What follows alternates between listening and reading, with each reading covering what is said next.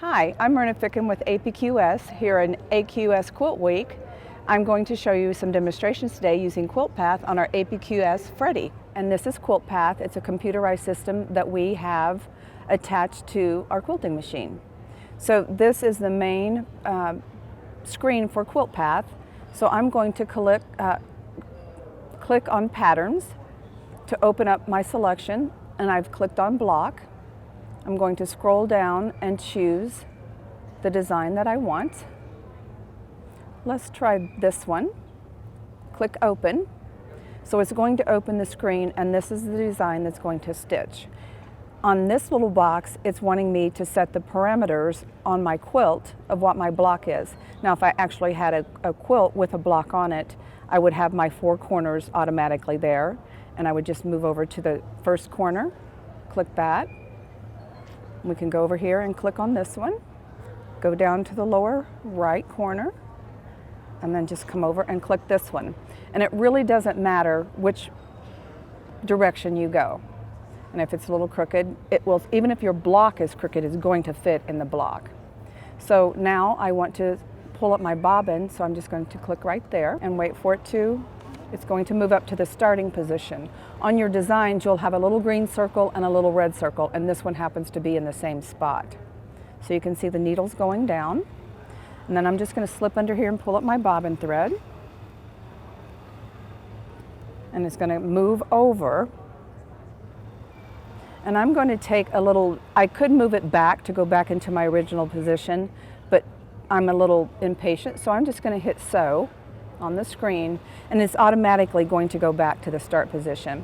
Now you want to lightly hold your threads so it doesn't pull them underneath. And then when it starts stitching, I'll just get in here and cut my threads off out of the way. Sometimes if your threads are where your needle's going to stitch over them, they'll get tangled up in your hopping foot. So while it's designing or stitching out, you can stand here and watch it stitch out, or if it's a big design, you can actually be doing something else while you're quilting your patterns.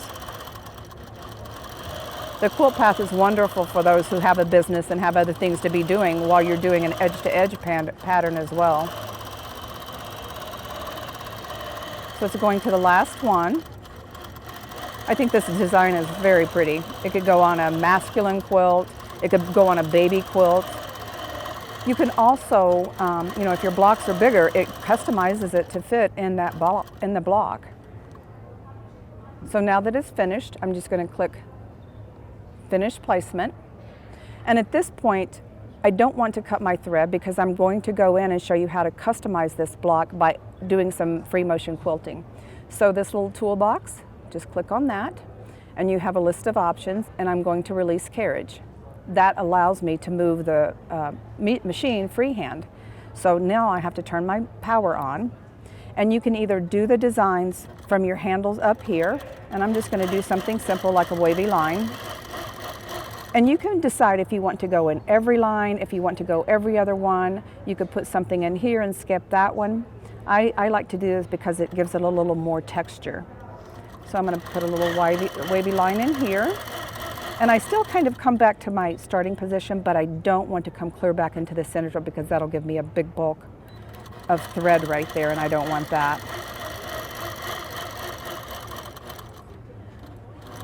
So I'm just going to go right in here and get back to my center. So that's putting wavy lines in it. It makes it look kind of fun and festive. Let's go in and do some little loops. Now, if you want to, you can see I have the micro drive on here, and it allows you to get your hands right down on your quilt holding the controls, and you would put your expanded base on to where you would have a nice flat platform to work. So I could get my hands right down here and pull up my stool and sit down and quilt as long as I want to quilt.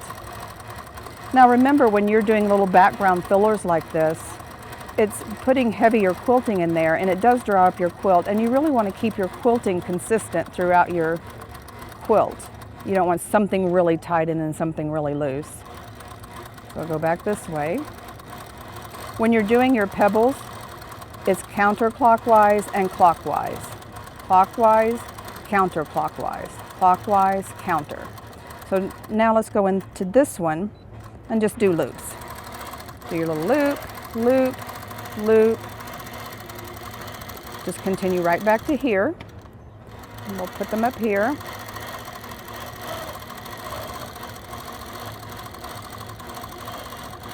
You always want to try to end up at your start point. Get in here.